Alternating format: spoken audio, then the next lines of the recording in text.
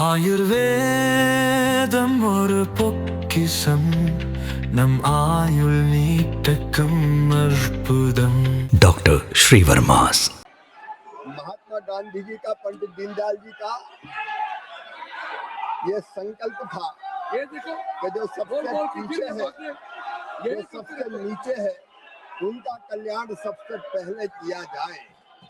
और हम केवल महात्मा गांधी जी को मानते नहीं है, हम महात्मा गांधी जी की भी मानते हैं और उन्हीं के विचारों पर आधारित, पंडित दीनदयाल उपाध्याय जी के विचारों पर आधारित गरीब कल्याण की कई योजनाएं ये सरकार मोदी जी के नेतृत्व में चला रही है।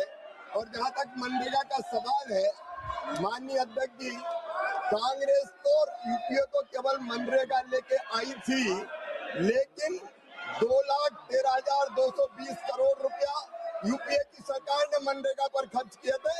हमने 8,53,810 करोड़ रुपया गरीबों के कल्याण के लिए खर्च किए और इस योजना को और मजबूत करने की कोशिश की।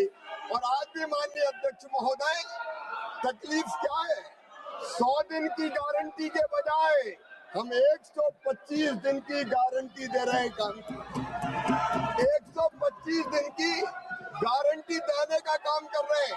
और केवल ये गारंटी कोरी नहीं है माननीय अध्यक्ष महोदय, उसके लिए 1,51,282 करोड़ से ज्यादा रुपए की राशि का प्रावधान किया गया है। माननीय अध्यक्ष महोदय, इसके पहले कई रोजगार की योजना आई। एक योजना का नाम था जवाहर रोजगार योजना, बाद में कांग्रेस ने जवाहर रोजगार योजना का नाम बदल दिया। तो क्या पंडित जवाहरलाल नेहरू जी अध्यक्ष महोदय, हमारा संकल्प है गरीब का कल्याण, और इसमें उसी संकल्प को पूरा करने का हमने प्रयत्न किया है।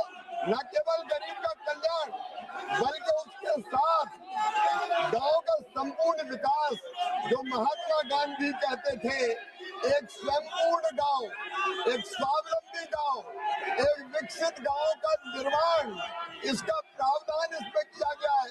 और केवल प्रावधान नहीं, माननीय अध्यक्ष महोदय, हमारी केंद्र सरकार इस पर 95,000 करोड़ से रुपए से ज्यादा की राशि अभी खर्च करने का काम करेगी।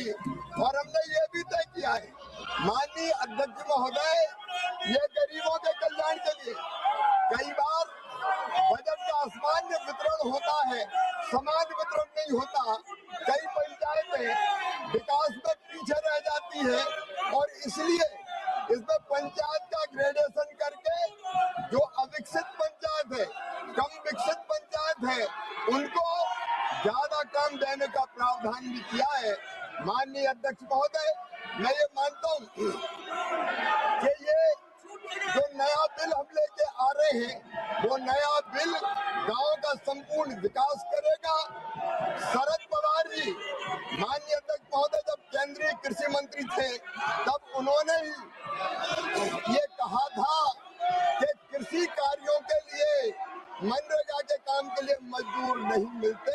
हमने तो शरद पवार जी की उस चिंता का भी समाधान करने का प्रयास किया है। और इसलिए मैं विस्तार से जब इस बिल पर चर्चा होगी तब अपनी बात कहूंगा, लेकिन मैं फिर दोहरा रहा हूँ कि बापू हमारे दिलों में बसते हैं, उनका हम पूरा सम्मान करते हैं। और बापू ही कहते थे राम राज, राम हमारे रोम रोम में रमे हैं, राम हमारी हर सांस में बसे हैं, बिना राम के ये देश नहीं जाना जाता। पता नहीं क्यों जी राम जी नाम आ गया तो ये भड़क गए। महात्मा गांधी स्वयं राम राज्य की स्थापना की बात करते थे और उनके अंतिम शब्द भी हे राम थे। बापूजी का पूरा सम्मान करते हुए राम राज की स्थापना मतलब दैहिक भौतिकता का राम राज काहू नहीं व्यापा, हर गरीब को भरपूर रोजगार मिले, उसकी गरिमा को सम्मान हो, दिव्यांग, बुजुर्ग और महिला, अनुसूचित जाति, जनजाति, उनको और प्रोटेक्शन दिया जाए, इसके लिए ये बिल लेके आए हैं। 125 25 दिन की गारंटी है, गारंटी ये कहीं पर कमजोर नहीं हुई। उस गारंटी को हम पूरा करेंगे, गांव का संपूर्ण विकास भी करेंगे और कृषि और मजदूरी दोनों में संतुलन स्थापित करने का काम करेंगे। इसलिए माननीय अध्यक्ष महोदय, ये पूरा बिल महात्मा गांधी जी की भावनाओं के अनुरूप है, राम राज की स्थापना के लिए है। बहुत बहुत धन्यवाद। राष्ट्रीय एक ही विधेयक को पुनर्स्थापित करने की अनुमति प्रदान की जाए। जो सदस्य इसके पक्ष में हाँ गए, जो सदस्य विरोध में ना गए, मेरे विचार में निर्णय हाँ वालों के पक्ष में हुआ, हाँ वालों के पक्ष में हुआ। अनुमति प्रदान की जाती है। माननीय मंत्री जी विधेयक को पुनर्स्थापित करें। माननीय अध्यक्ष महोदय, मैं विधेयक को पुनर्स्थापित करता हूँ। सभा की कार्रवाई आज दिनांक 2 बजे तक के लिए स्थगित की जाती है।